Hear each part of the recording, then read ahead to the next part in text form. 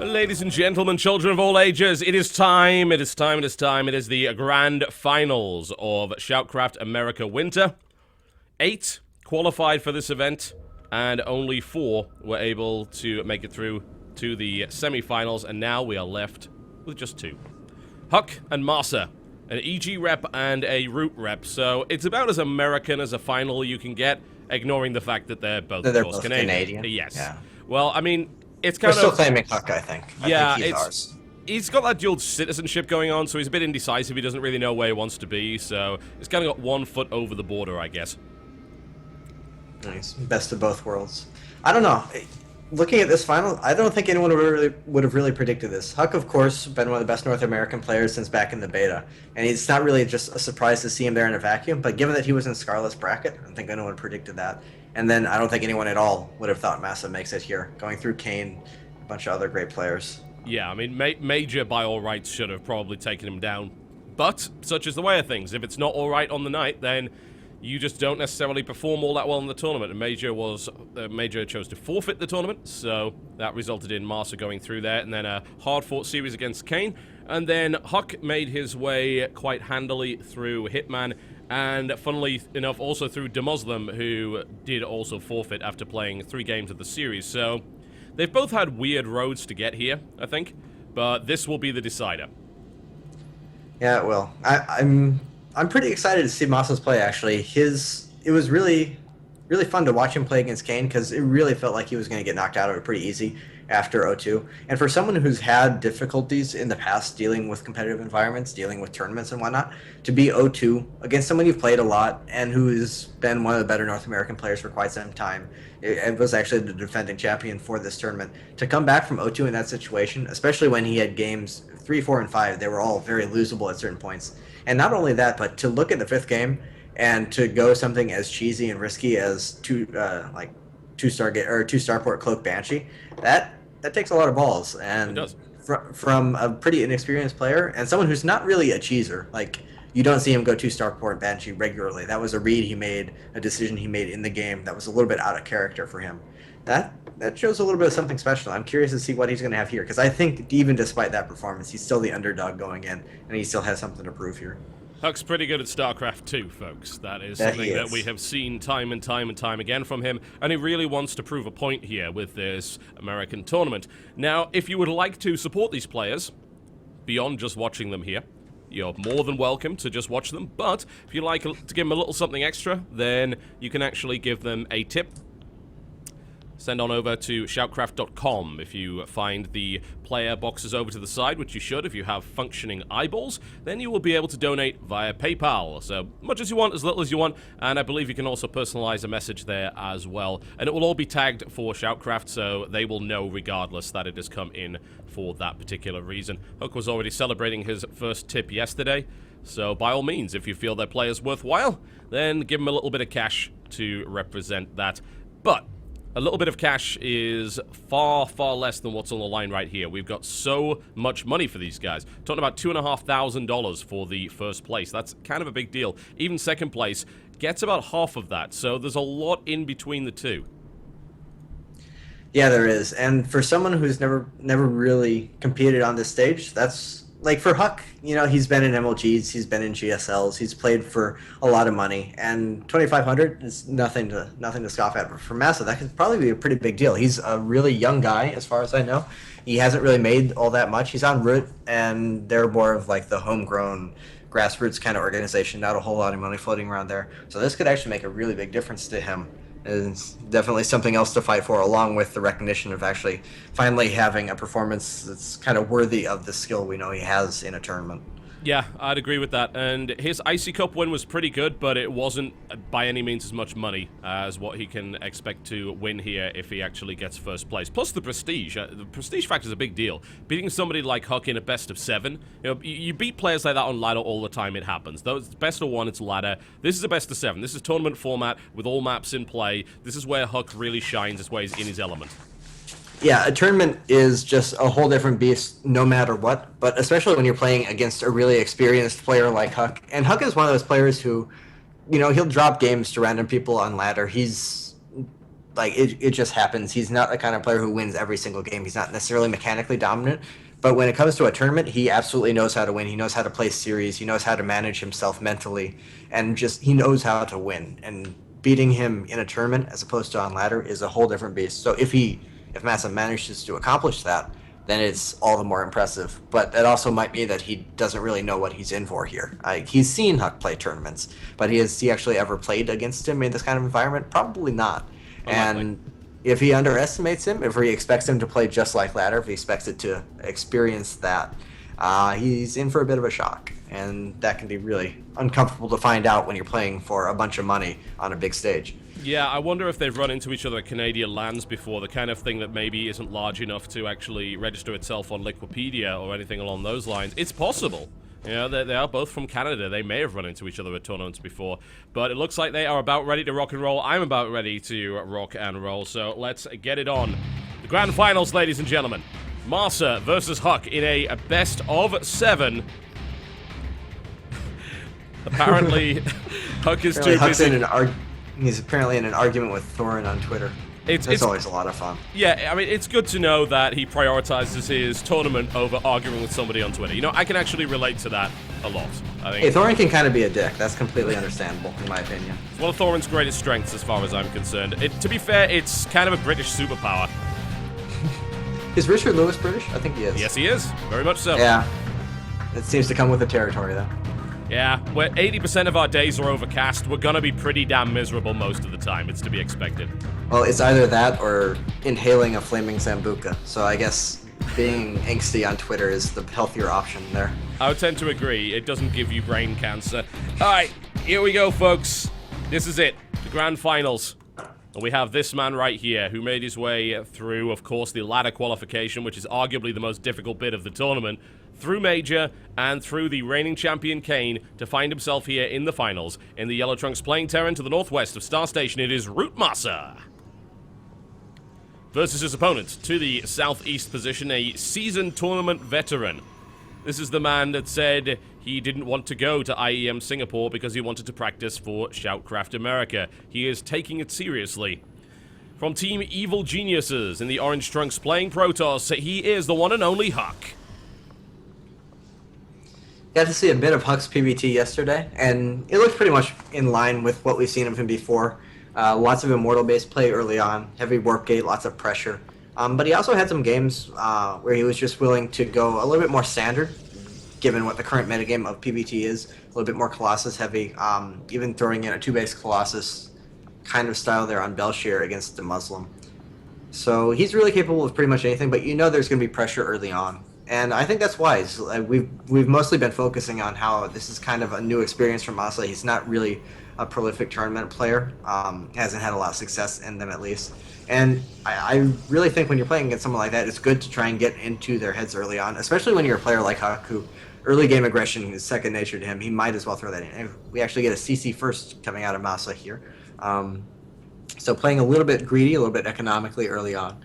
But as I was saying, for HuK, I mean, he's comfortable doing aggression early on anyway. Might as well try and get in the head of the new guy. He's likely to already be a little bit nervous. This is likely to be the biggest stage he's played on. You might as well just mess with his head just a little bit more and get him as uncomfortable as you possibly can.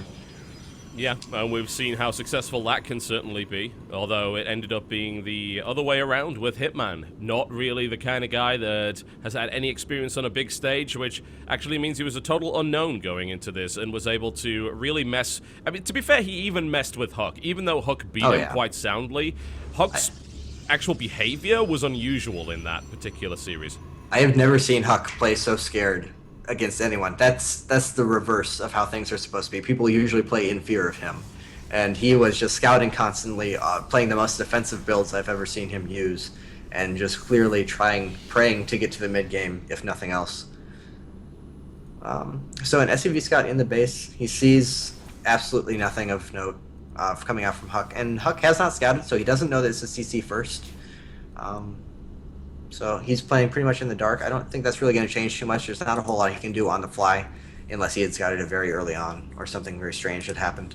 Not a whole lot he can do to just kind of react and really punish this. And MaSa's playing very safe anyway with a double barracks and a bunker up on the wall. And yeah, there's not really an awful lot that HuK is going to be able to do to MaSa at this point, so we have pretty standard openings from both, which is, I mean, that's totally fine. I would like a game where both players actually take some time to feel each other out and figure out what's going on with the builds before we see some of the craziness come in, and we may very well, as the series does go along. We should remind people, of course, this is a best of 7. There's only 7 maps in the map pool, and that means you will not be seeing vetoes at all. So Fruitland may be brought into play, which is something that neither player is really used to playing on. You know, we hype Fruitland up a lot, but it's not really the lemons that really make the huge difference in the grand scheme of things. It's the fact that it's just not a map that they practice on, whereas everything else is something they're used to on ladder. Ooh, and HuK actually has a Twilight Council coming down, and SCV count was good. An SCV scout was going to come in and see it. He pulled a lot of probes, and he did manage to kill the SCV, so good control to him. Yeah. But the fact that he was that worried about a scout getting in gives away something in itself. That's going to tell MaSa that something's up. And actually an eBay coming down. But it's going to be Blink, not going to be DT, so the eBay isn't necessarily too important. And we actually saw him do the same build, essentially, against DeMuslim yesterday. And DeMuslim kind of overreacted. He just immediately lifted off his command center, didn't even try and defend, and played very scared. It almost looked like he thought it was a one-base all-in. Oh, but the scan actually catches the Twilight Council, and he has seen the Nexus, so he knows exactly what's going on here. He knows this is just going to be some light Blink Stalker pressure. Yep, and he already has a bunker up on the high ground, which is certainly helpful. Admittedly, this is a map where you have a lot of access to your opponent's base via Blink, so it can be problematic regardless of whether or not you have that bunker there. But MaSa is already working on Stim. He does have a Marauder. I would assume that he would be wanting to build another one. There you go. But Stim is not going to be done by the time that the Blink gets there. At least it's unlikely at this point unless HuK decides to delay it. And he's not, because the pylon is already there. He already wants to start applying this pressure. Yeah, probably not going to have Stim before this attack's already over. But MaSa, we didn't really notice it because we didn't make note of it because we were talking about other things. But he actually went 3 barracks immediately. So he has quite a few units out. He has not been skimping on production at all. So it's going to be pretty hard for HuK to really get anything done here. But at the same time, HuK's not trying to get too much done. He has a Robo and a Forge already coming down. This is really just to harass and look for opportunities and see if he can make anything happen. But he's not reliant on this doing damage by any means. And MaSa looks more than comfortably defended. I really doubt he's going to lose anything at all here. Maybe that depot, yeah. Which, you know, is nice. Nothing too wrong with that, but at the moment, HuK doesn't necessarily even want to risk that with 3 Marauders around the place. Stim's about to be done as well, not that that would really help them too much on the high ground there, but takes out a supply depot. Probably tickle the front a little bit more, and then we'll have to back off because, of course, there's the threat of the medevac. If he sticks out here too long and leaves his army at home, well, he's going to get a bunker and actually force fields his opponent out there. And that's pretty interesting because there's nothing really on the low ground here. Does he have another force field? He does not have another force field, but he is going. The salvage just barely gets off at the end. He actually burns a time stop as well and continues to fight. He wants more. He gets another force field. If he moves his, he's going to get a lot of SCV kills here, and this is paying off way more than HuK really expected. That's a ton of damage.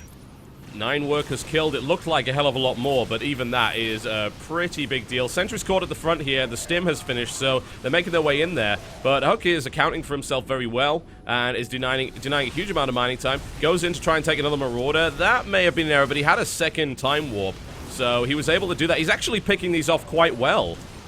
Yeah, he's doing so much. He's just like accidentally killing MaSa. He's teching up. He's adding more gateways back at home. He was headed for the mid game. And then he just caught MaSa sitting too far up the ramp with only the 1 Marine down on the low ground, which is really kind of a silly little fundamental mistake from him, and just immediately took absolute control of the game. And this is pretty game-ending. He's killed so many SCVs, so many units, and I don't see him giving up control of this area anytime soon. 1 medevac on the way, 1 already out, but I don't know if that's going to be enough at this point. MaSa just has no units left. No, I mean, he's pulling SCVs at this point, so I think this is going to be it. And obviously, HuK blinks out very easily, uses that time warp, which has been the MVP of this match without question. There's no way this would have worked anywhere near as well if time warp wasn't in effect. But there's the GG, and a commanding start there for EG.HuK. So hopefully that will work out for him. We're just waiting to see if HuK is back. If not, we will go to a quick break. In fact, that sounds like a good idea. So let's hear a word from our... Never mind, he's back. Let's not hear a word from our sponsors. We love you, Ting.com. We've got you written all over the stream. I'm sure you'll be fine. We will make sure to give you a ad play a little bit later. But we're ready to go. So this is going to be Frost Ellie for this fight right here. And this was MaSa's pick, since this is a loser picks format. Yeah, MaSa is definitely looking for gigantic macro maps. He was expressing some dismay that Whirlwind was not in the map pool earlier on. So that is what he's looking for. He wants long games, he wants very spread out macro games, and I'm not sure if that's just his preference in PvP, or if it's because he knows that plays away from HuK's strengths. You can't really be as aggressive and in your opponent's face if a drop is going to swing around back and kill you in the meantime.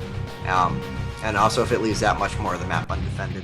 So, if anything, I would say this is where MaSa is going to be most comfortable. This is the biggest, the most open, the most spread out macro map in the pool. So, if he doesn't win here, I think that could actually shake him a little bit, because this is where he really should feel comfortable.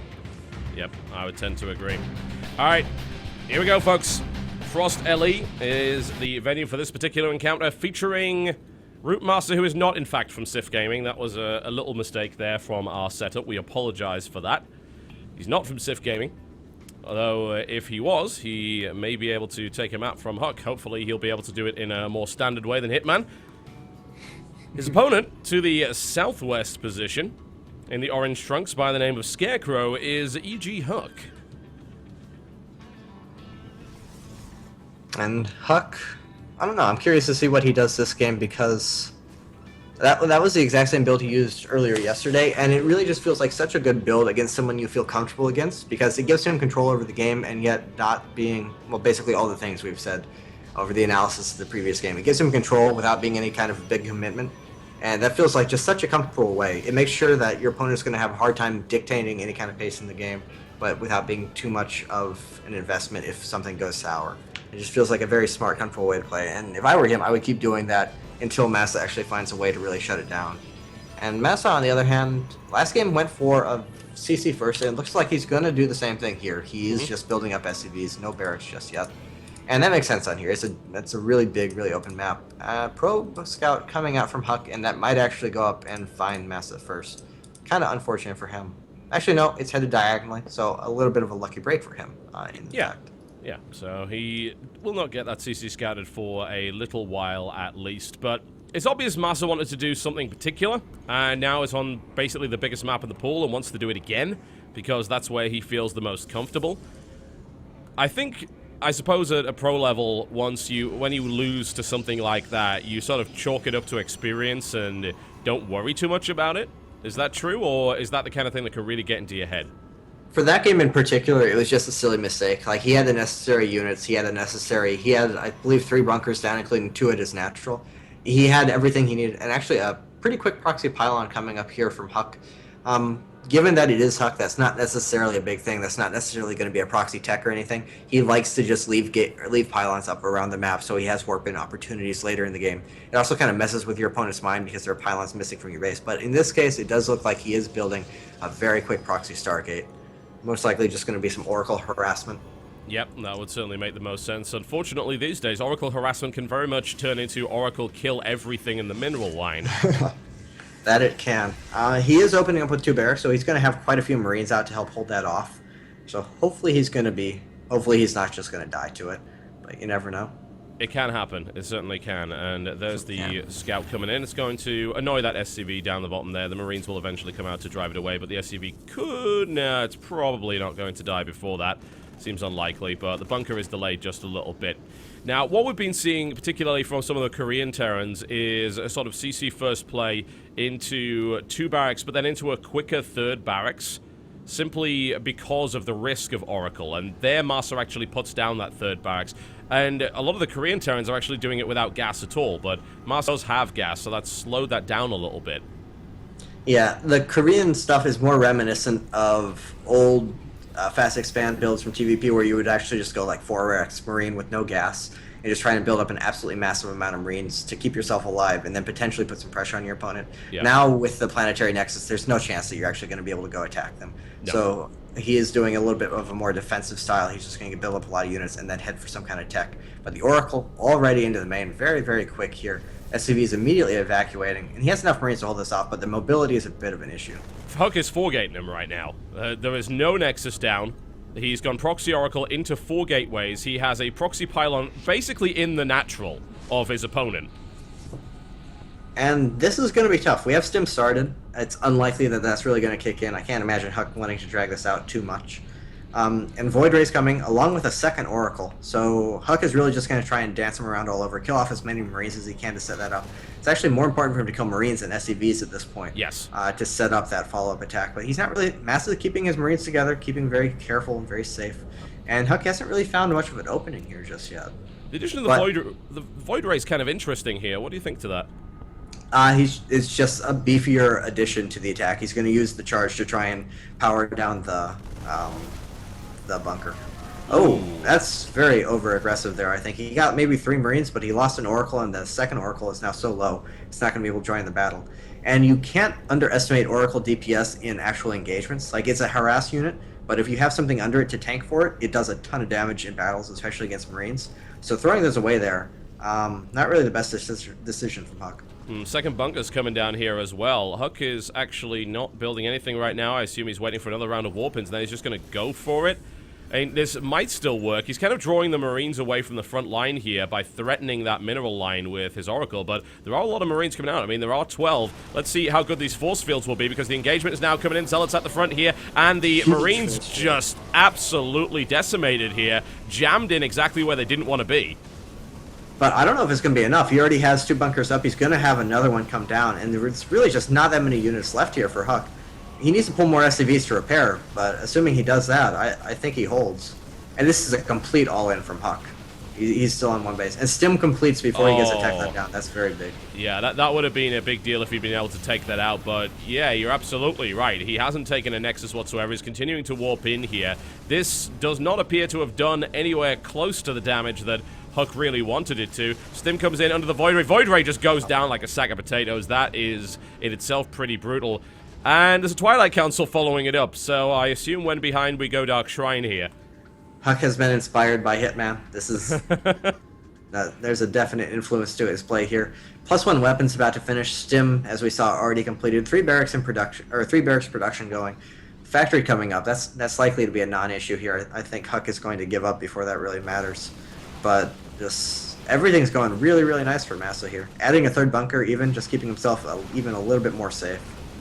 Yeah, he played well against the Oracle. Certainly the Oracle's coming in behind. It's going to do a little bit more damage, but it's going to have to do a hell of a lot more than that against Double Orbital when his opponent is only on a single base right now. There's still no sign of medevacs coming in, and I mean, these Marines are starting to get a bit overstimmed, which does worry me a little bit, but it still seems like MaSa's in a good spot. Getting picked off here. Losing that bunker, losing a couple of Marines, that's kind of annoying. And we do see Blink is going to be the choice. It's not going to be Dark Shrine, which is interesting. I'm not really sure if he's going to find an open here, but he does have the Oracle and the Stargate in order to give him vision of the high ground to blink in. There's a pretty big perimeter on this map, lots of access to that, but just he's going to... Oh, he's actually getting Widowmines out. That'll help him defensively. Okay. As a starport coming up, he's going to have medevacs, probably not for the initial blink, but pretty soon after. And he has a lot of units. He has 3 barracks, constant production. There's one thing that I don't really like for MaSa. He only has 10... at that point, actually, he only had 10 SCVs working at all. Like, half of his SCVs are pulled off the mineral line for defense at this stage, which it makes the economy look a little bit stranger than it should. Well, he has mules, which compensates for a lot, and he's 2 base versus 1. If he survives at all, he wins. So it's kind of understandable, especially against a player like HuK. It's pretty intimidating. If he gets 1 good force field, we saw what could almost happen on that initial attack where he got a bunch of Marines for free.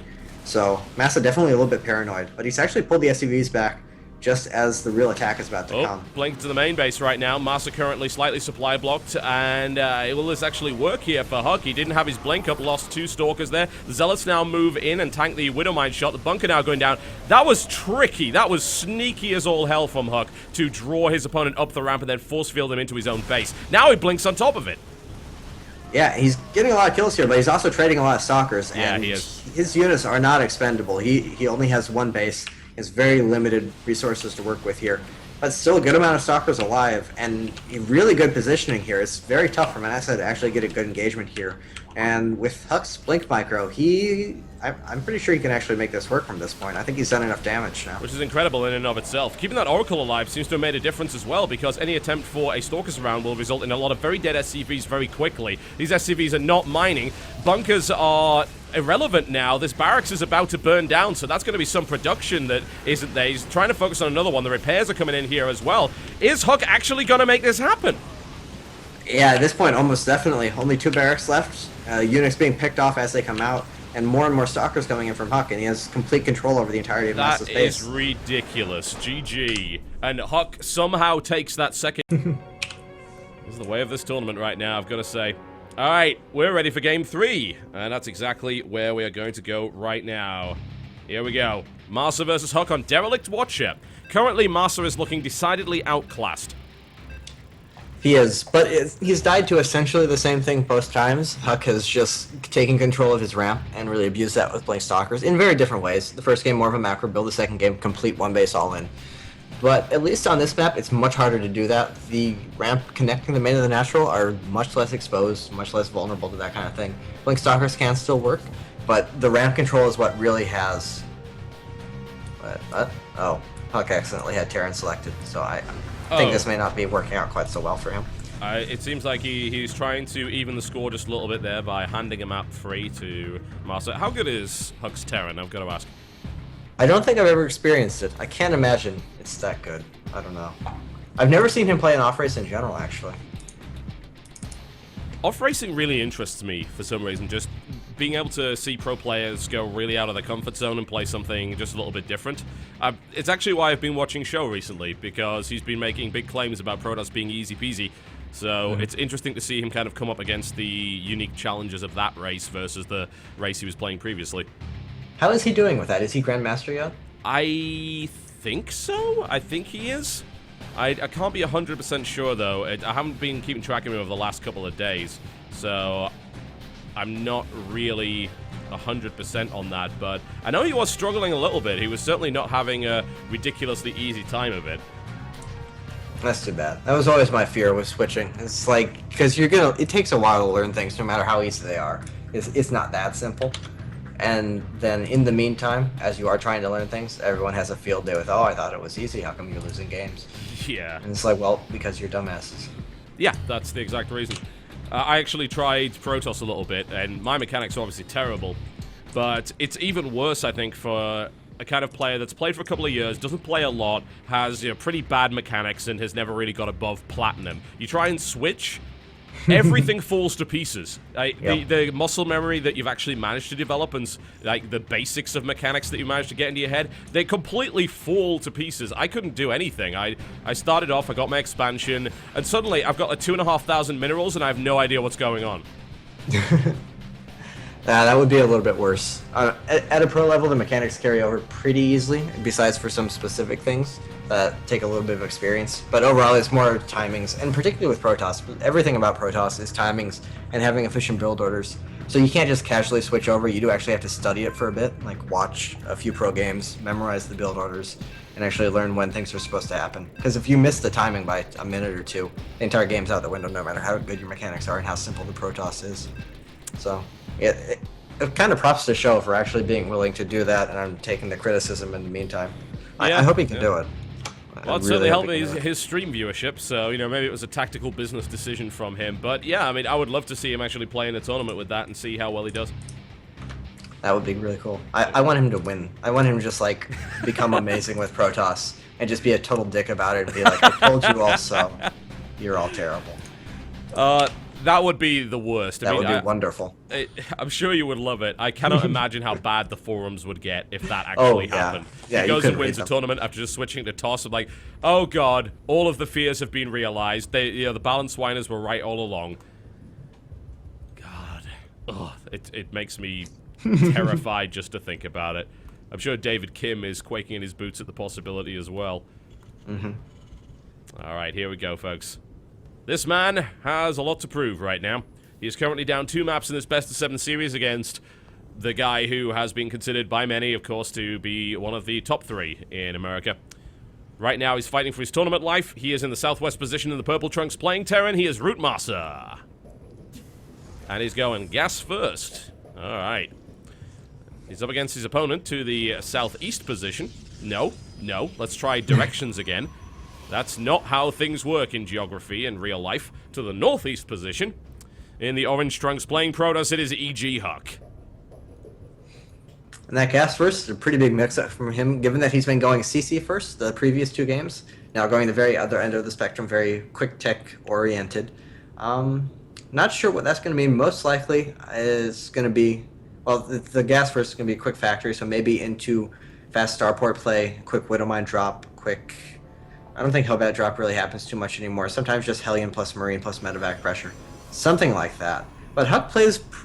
He doesn't tend to play very greedy early on. I don't see a whole lot of holes in his play. We saw the Muslim try to do a very quick proxy Widowmine drop, and HuK just beat it with ease and didn't really take any damage at all, despite going for a pretty quick Nexus that game. And that was on a much more aggressive map than this. That was on Yunsu. Derelict Watch is one of the bigger maps in the pool. The factory comes down immediately. Okay. I'm really curious what MaSa's going to try and do here. What is this? Yeah, it's difficult to know. The factory first, I have to wonder if he would try something with Hellions. As you said, the kind of big Marine Hellion push early on can do damage, certainly, but it's a little funky regardless. I doubt we're going to see any Banshee nonsense from him again. That would be really strange, especially since he has not taken a second gas. Not that he would have to do that just yet if he wanted to, but I'm intrigued. I really am. And I'm actually quite happy to see MaSa taking the aggressive momentum for a change, because I think it's abundantly clear that playing greedy against HuK is a really terrible plan. Yeah, this kind of could be really good or it could be really bad. He knows, and it is actually a quick starport, but still only on 1 gas. Definitely going to be some kind of drop. And it looks like it will be a Widowmine Marine drop. All right, yeah, that's a little bit of a classic. It works pretty well, especially against Protoss, and pretty much better than any other race. So we'll see how that one turns out for him. It could turn out very well indeed. HuK's going to take his Nexus, so far so standard for him, but he is making his way across the map already. Wants to start applying pressure. And if HuK plays the way he has been, he's been delaying his Robo in favor of quick blink tech and heavy units. Maybe this can do something. The Widowmine could give him control over an area, or at least shut down Mineral Line for quite some time. No Robo yet from HuK, and he can afford it in just a second. And he actually starts it immediately, so that's pretty awful. He sees the Widowmine. He loses a Stalker for it, but that scouting information is invaluable. And his Nexus is already down. He's going to be absolutely safe, I have to imagine, from anything here. I don't know. Just not good luck for MaSa, because against those previous 2 build orders, the Widowmines would have been quite powerful. No detection at all early on from HuK. But here, just rushing the Robo out immediately after a pretty quick Nexus. Yeah, and what we're seeing is a change of pace, actually. He's going to switch out to Hellions instead. And now going to add this reactor in here, and knowing that, oh, the Widowmine's been seen. Right, well, there's no way that's going to do anything. But he is going to try the 6 Marine 1 Widowmine drop as opposed to the 2 Widowmine 4 Marine drop. And the Hellions are going to back this up. And that means he can do a bit of a 2-pronged attack. He may be able to stretch HuK a little bit thin here. But it really looks like HuK knows what's coming. I don't think he's even going to send probes down to its natural until he's secured himself. He's just going to leave that Nexus sitting there. Nothing's going to happen to it. There's no need to worry. Just defend his main, and once he's stabilized, he'll go take that natural and have a very, very nice, comfortable economic lead. The first observer is out, along with a Zealot and a Stalker. Not a lot of units, but unupgraded Marines aren't really going to do a whole lot here, so not really. Don't have to worry too much. Widowmine's been spotted by the observer, so that's not really going to be too much of a problem. He's trying to work on that pylon, which would actually shut down what he thinks is observer production, but there's already one out, so that doesn't really make any difference. The scan goes down, the observer actually gets killed by the Widowmine in a rather strange twist of fate, and now MaSa is going to leave and then try and loop around and do some damage, but so far this has done very little. He is going double CC behind this. Yeah, he's going to have to try and play the economic catch-up game. That Nexus just up and running already for HuK. Big probe advantage already. Actually, only 30 to 27, not as big as I expected. He's been spending Chrono Boost on gateways and Robos. And Hellion's coming in, doing a little bit of Nexus shield harassment. Not really the most efficient thing there. Yeah, I assume that the targeting was messed up as soon as that became an aggressive building, and the first shot of Hellions actually went up on the Nexus, which didn't help at all. So that was a complete failure. And that it was. He's killed barely any probes thus far. And since he is going that very quick 3rd CC, he actually has essentially no units, doesn't have a bunker down, doesn't really have any kind of defense. And in pretty much an exact mirror of the HuK versus the Muslim game from yesterday, HuK's just going to kind of walk across the map and start to do damage. He does have a Marauder and some Marines here. With some SCV pulls, he will be able to hold this off as long as he's careful. Can't lose that Marauder, though. Oh, he's actually just going to retreat up his ramp and give up the natural. Well, I mean, that's already a few SCVs picked off. Well, like 1 or 2. So that's not too great. And, of course, the mining denied there. So MaSa's attempt to catch up is already not really helping. This drop is very, very weak. It's only a couple of Marines coming in. Yeah, and he even uses the photon overcharge. Just said, no, get out. And he actually picks up the medevac as well. Yeah. That was not at all worth it. He traded a probe for a medevac and a couple of Marines. He has resecured his natural, but, I mean, HuK didn't invest anything at all. He just ran the 4 stalkers he already had across the map. So, not a big deal either way there. HuK pretty much in control of the game thus far. Those 3 CCs, that is a pretty big economy that will help him play catch-up. But we already have Blink coming out, as well as upgrades from Chris. And I'm not sure if he's going to go for some aggression here, similar to what he did in Game 1, where he just kind of hangs around the front with Blink Stalkers and looks for an opportunity. Hopefully MaSa is wise to that by now. Is MaSa actually going to attack here? He's moving out with a pretty decent little army, but it's not going to do anything against the unit production of HuK. And actually, HuK's going to take an opportunity there to go and backstab him. There's a pylon right down below that smoke. So he will probably warp in some zealots and go right into that base, and there's going to be nothing to defend that whatsoever by the looks of it. So assuming that HuK can hold it, which he can because he has a mothership core, admittedly that's not quite about up to what it needs to be yet. So maybe there's a window here for MaSa where the energy's too low, but I don't know. This is going to be really difficult to make happen. Yeah, just unit versus unit, I'm pretty sure HuK can win. Getting caught out here, not having much units, but he has Blink now. All of these units are going to die, and then HuK's going to be able to counterattack and just do a ton of damage and everything. Oh, yeah, just getting smashed. Horrendously ineffective. He got a bunch of sentry kills, which is nice, but you can't trade your whole army for 3 or 4 sentries at this point in the game. Not when you're already behind. MaSa's getting desperate at this stage, and now there's Blink Stalkers down near the base. This is not looking good. Not even a single bunker up for MaSa. He has almost no units, a single medevac. Another medevac gets sniped by the Blink Stalkers, and HuK just complete control of this game now.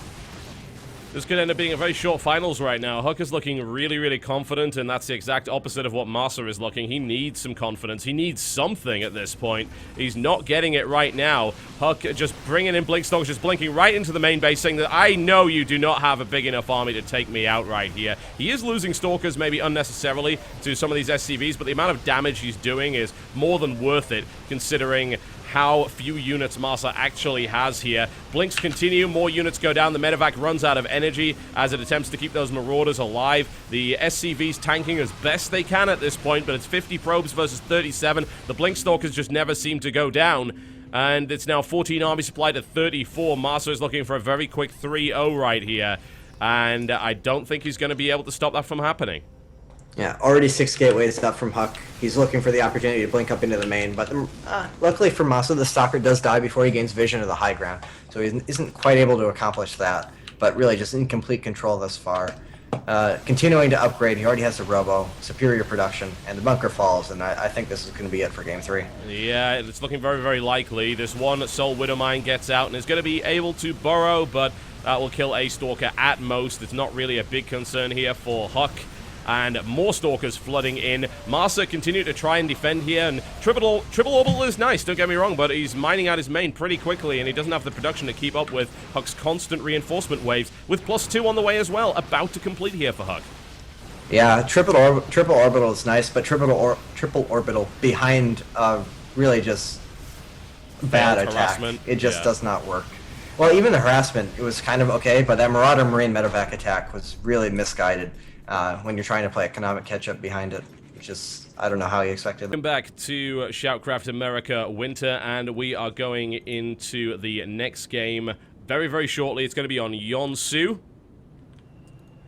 Wow, MaSa's got a mountain to climb right now. That he does. 3-0. Not being able, having to win 4 games in a row against a player of HuK's caliber, not being able to afford to lose even one. And already in this series, he's gone for a pretty absurd one-base Proxy Oracle into Void Ray plus Warp Gate into Blink Stalker attack. As someone who's capable of doing that, winning 4 in a row against someone of that caliber, willing to take those risks, that's almost impossible to do. And especially for a player who's relatively inexperienced, not someone you would consider a top foreigner kind of talent. Very good, no doubt, but very inexperienced as well. If he does this, that would be absolutely amazing. It would be incredible to watch. And especially after just losing map after map after map of his own picks. This is going to be ugly. It's going to be very difficult for him to do. If he can pull it back, it will be amazing. And I'm hoping that he can. But this is not so much a mountain. He has to build a rocket out of small pieces of wood and coils of string, launch it successfully into space in order to win this. I mean, it is that difficult against a player like HuK. So let's see if he can do it, folks. Here we go. Welcome to Yunsu, and to potentially ROOTMaSa's final map of the tournament. He is in the blue trunks, and he is playing Terran to the northeast. He is currently down 3 maps to 0 against this guy, who I can now safely say is the scariest crow. To the southwest position in the red trunks playing Protoss, it is EG.HuK. I still maintain that Hitman's scarier. HuK has the combination of cheesy and skilled, but Hitman has the unpredictability. I think that's far scarier. Hitman has the combination of cheese and cheese. Yes, the cheese upon the cheese upon the cheese. Indeed. It's just so many levels of delicious layers of cheese. Well, yet another different build from MaSa here. Not going with his CC first. There's almost no way he would be doing that on this map. It would just be so dangerous to do. But also not going for the gas first. So more like we're going to see just a Reaper expansion. Something of that sort on here. Which is a little bit more conservative, a little bit more normal. That could be kind of scary. Maybe he's decided he's already taken his shots at it and he's just going to try and play normal and not risk anything. And that kind of conservative mindset is not going to win you 4 games in a row. He needs to be making things happen.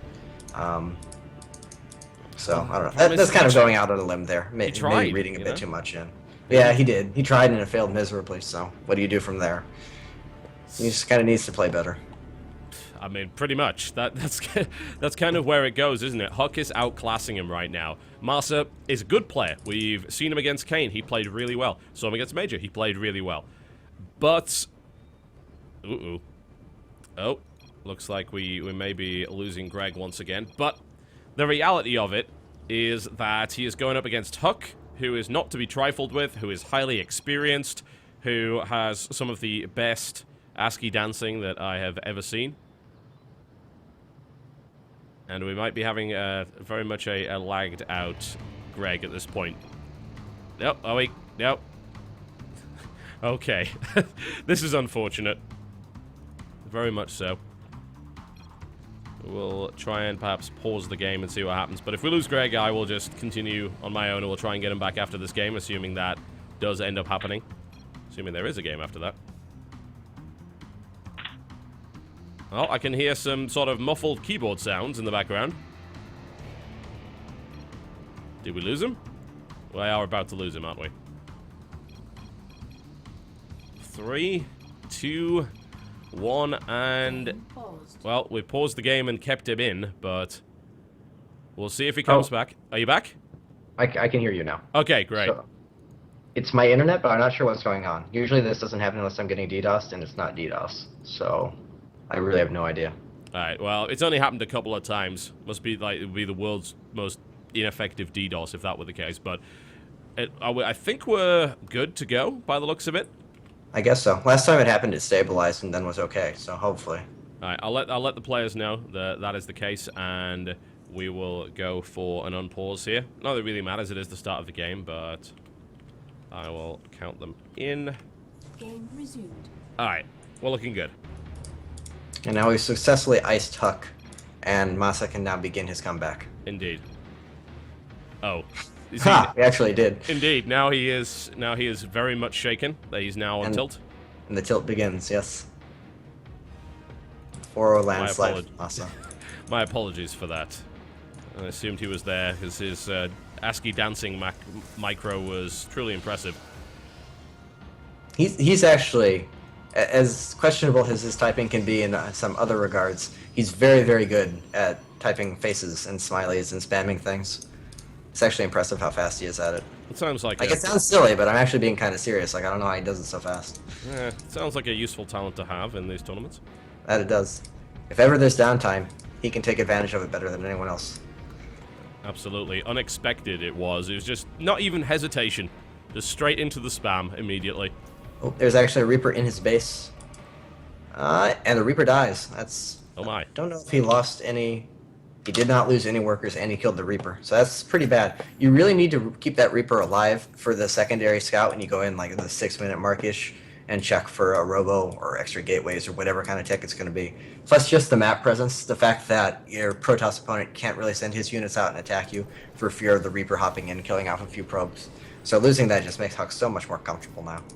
Yeah, certainly. MaSa is sneaking a scout around, and he should be able to avoid the view of the mothership core, so that's not too bad. We do see HuK expanding. He really isn't demonstrating any wish to just end this immediately. He just seems really, really comfortable, and again, he's now playing like he is the better player.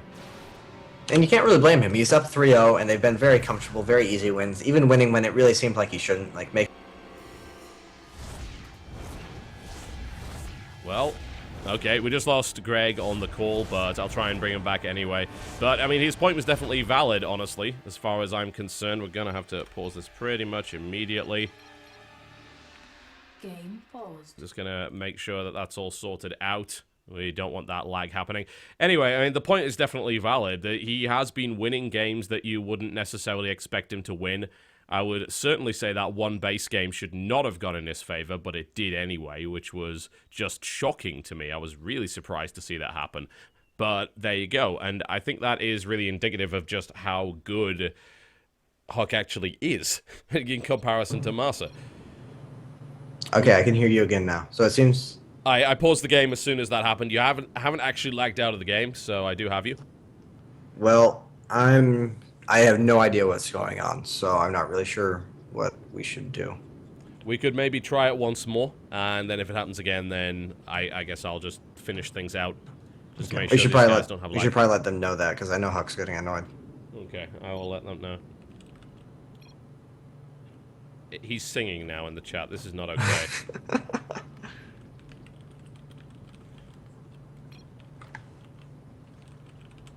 Just checking that these guys are ready to go. Obviously, I don't want to... Okay, they're ready. I'm going to give them the count-in. So this kind of matters since there's a mothership core in the base. Game resumed. There we go.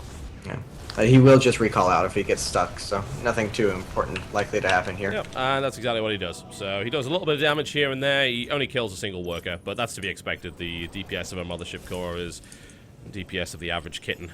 I don't know, kittens can be pretty scary. Especially when they feel like stepping on your keyboard. Yep, that can disrupt championship series. They're killing esports quite literally there. A very, very conservative build from HuK this time, not going for the quick blink harassment that he's done pretty much every other game so far. And that's weird, because this is a great map for it. Very easy access to that ramp, very easy access to the main base. But HuK actually getting a quick forge this time, which he has not done yet this series, as well as a quick robo.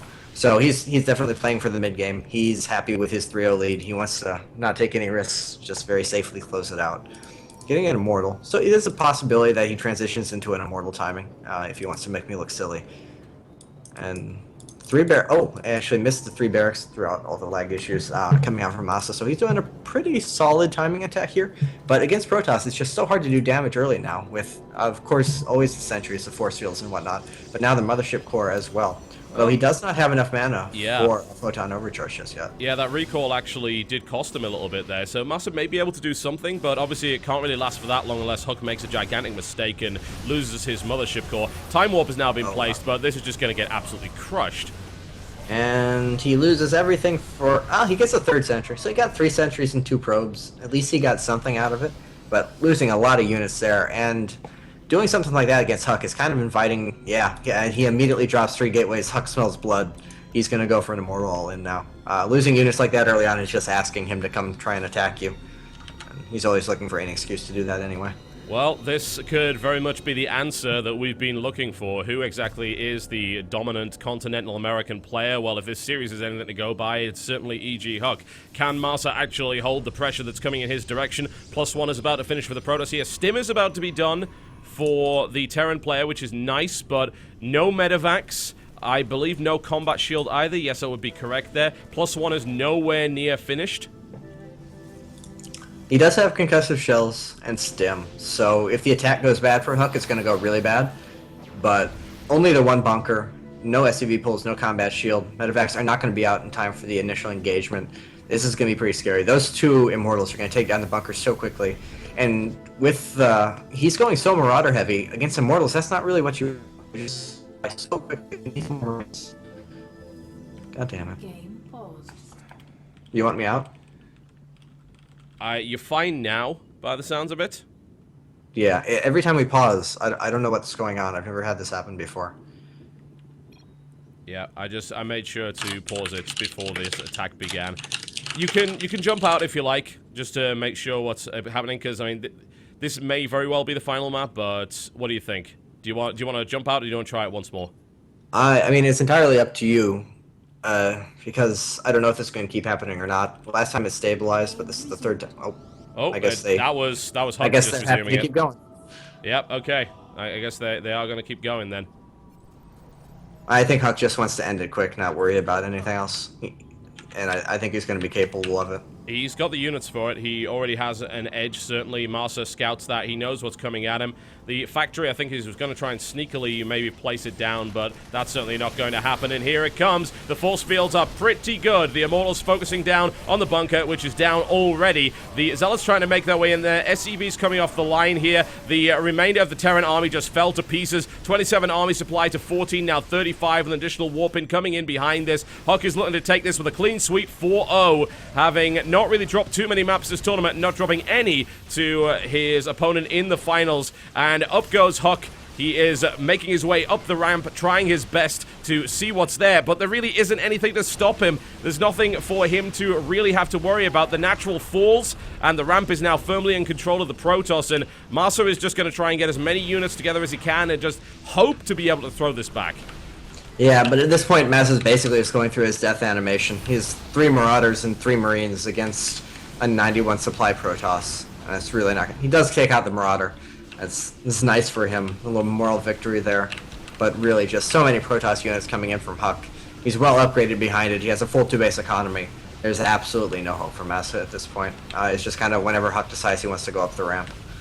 Yeah, it really does look like it. HuK would probably have to be asleep at the keyboard to actually lose from this position, as anticlimactic as it seems, but HuK has played a dominant game. A nice little stim out there from MaSa to try his best. He's able to dodge the force fields quite nicely, but I think for these Marauders, just a case of saying, let's leave this base before we die horribly and maybe try and take a holiday somewhere in Fiji. Right now, HuK has control of that ramp, and it's only a matter of time. That is, all the SUVs come off. MaSa just enjoying his last few minutes in the ShoutCraft tournament. Wondering where it all went wrong. Well, I think where it went wrong is he went up against HuK, who has apparently been on fire today when it comes to the PvT matchup. That is the GG. HuK takes a 4-0 sweep in this tournament, and he is your ShoutCraft America Winter.